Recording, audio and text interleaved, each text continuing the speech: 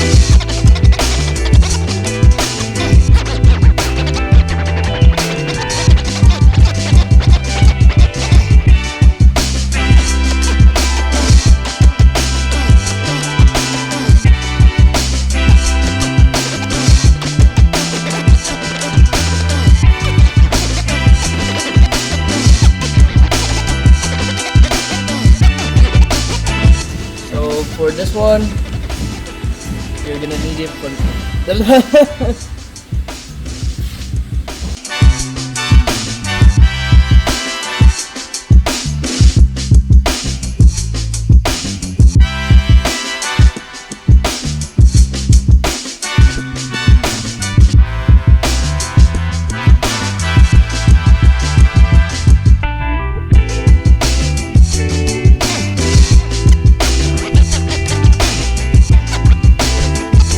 So if you're planning to take out the whole panel, just take out one clip right here and the 2 door latches, and you should be able to take it out completely.